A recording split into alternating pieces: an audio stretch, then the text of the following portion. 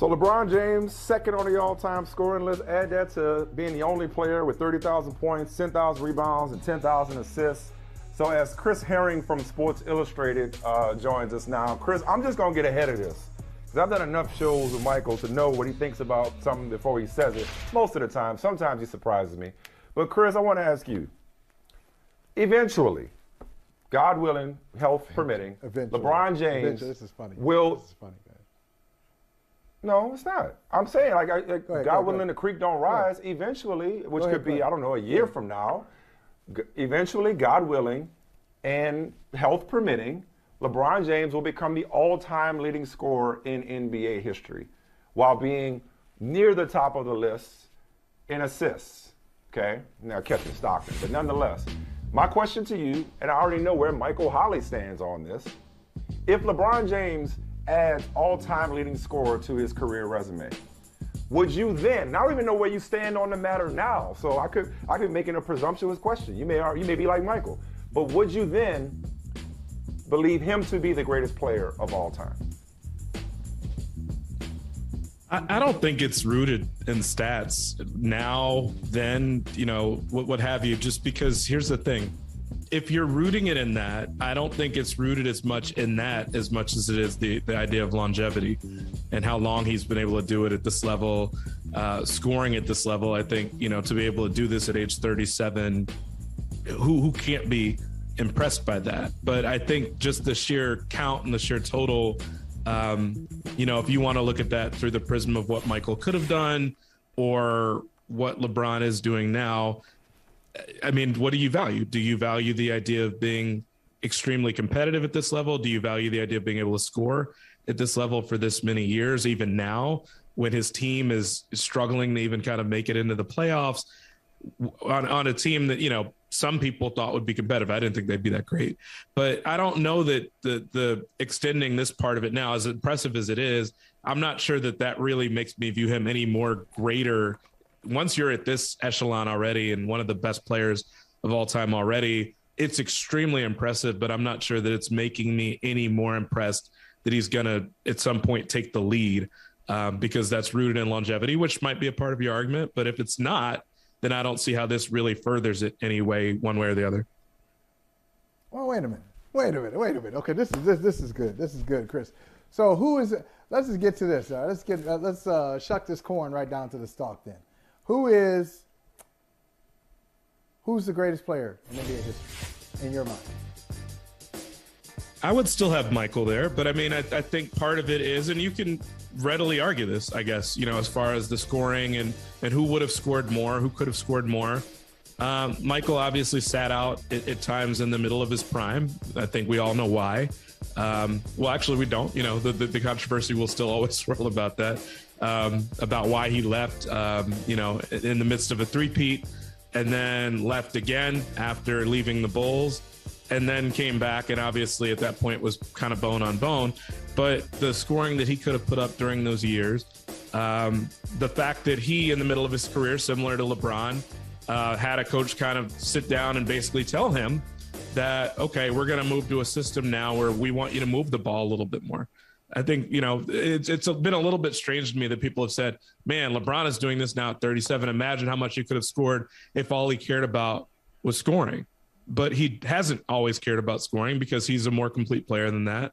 In the same way that Michael at a certain point put the scoring, I won't say on the back burner, but decided that he needed to move the ball more, just like he decided he wanted to leave the game. So people make decisions. It's wildly impressive what LeBron has been able to do. All I'm saying is that scoring as much as he has, anybody who's watched the guy knows that he can score. So him eventually being the most, the person with the most points of all time is rooted more in longevity, which is wildly impressive. All I'm saying is that I'm not sure that dictates the argument or should dictate the argument anymore, just because we're reaching that realization now. And LeBron claiming to not get enough credit for scoring is the same as I don't believe Michael Jordan gets enough credit for his passing. Right. To tonight, Cavs at Lakers. I want to kind of get a twofer or multiple. I want to quickly hit a couple of teams with the time we got left with you. Cavs are clinging to a one-game lead over the Raptors to stay out of the play-in tournament. As it stands right now, the Raptors would play host to the Kyrie Irving-less Nets if the play-in were to start today. So I kind of want to combine that, Cleveland, what's up with them? You think they can hold off Toronto and stay out of the play-in? And that would be cool because then it'd be Kyrie going back to Cleveland in the play-in. And then also Brooklyn. Obviously, Kevin Durant expressed some frustration earlier today about not having Kyrie, thinking it was going to work out. I think that ship has sailed. So just kind of handicap the bottom of the Eastern Conference as it relates to the play-in for us. It's really interesting, too, because the other team in there that's quite frankly not safe when it comes to the play-in is Chicago, a team that was in first place for well more than half the season. And the fact that I want to say that all three of those teams, I think Chicago, Cleveland, and Toronto all are playing each other. I know Fred VanVleet didn't play last night in a game that the Raptors won. And a lot of people were saying that was because Toronto was going to have to play Chicago later this week. So it's really fascinating. I think you cannot discount the fact that Jared Allen, who hands down has been the second best center in the East all year. I was very happy to see him make the All-Star game eventually with the replacements. That's a big hit for them. And, Cleveland has dealt with injuries all year, from Sexton to Rubio. Garland has missed considerable time in and out of the lineup as well as he's played. Karis LeVert is someone that I think we forget about because he's out of the lineup so much. Markkanen was out for a month or two. They've been hit with a ton of injuries, but the Allen one might be the hardest hit of all, just given what he means for their defense. So I'm fascinated to see what happens at the end of this race, and such a tight race with teams that the Cavs had the best net rating, something that people almost view, I won't say more valuable than the standings, but something that you normally look at to determine how real a team is. They were leading the East in net rating for months, and the Bulls were in first place for months. So it's crazy that we've got them and Brooklyn, of all teams, the favorite coming into the season is the teams that are all kind of fighting for a spot, trying to just, will themselves into the playoffs. I've said that there needs to be a trigger for the play-in. It's a conversation for another day. I'm not going to bore you with it, but teams 11 games under 500 as they are in the West, and so far back as they are in the Western Conference, you shouldn't just automatically get to play-in when you're that bad. It should be like you got to be close enough to do it. But that's a tweak for the offseason. But I do want to get to the Eastern Conference, and the Boston Celtics have now won 19 of 22, with Tatum and Brown going for 30 apiece to beat the Nuggets and push the Nuggets down into the play-in, with Minnesota, red-hot Minnesota, who's got Dallas tonight, can't wait for that one, now in the 6th spot in the West. But I want to focus on the Celtics. Simply put, why not Boston? And Michael, maybe I'm wrong, and I don't mean to speak for Boston itself. I don't know that enough people seem to take the Celtics seriously enough, and maybe that's just my own imagination. Nobody's talking about, and really everybody's talking about the Celtics and their defense. I don't know, but it just feels like there's not enough seriousness about the Celtics as contenders, if not favorites, in the Eastern Conference, given the way they played most of 2022. No, I think you're spot on. I think that probably the safest way to put it, I think that there's always a little bit of a lag when it comes to storylines in the league, where the way people and teams start is kind of just the narrative and the sticker we put on them until, I would say, 3 weeks or 4 weeks, maybe a month or two, after it becomes clear that that's really not the narrative anymore. Like, I think to some extent that Nikola Jokic isn't getting enough attention, or that he's underrated, or he's not, people don't see him as an MVP candidate.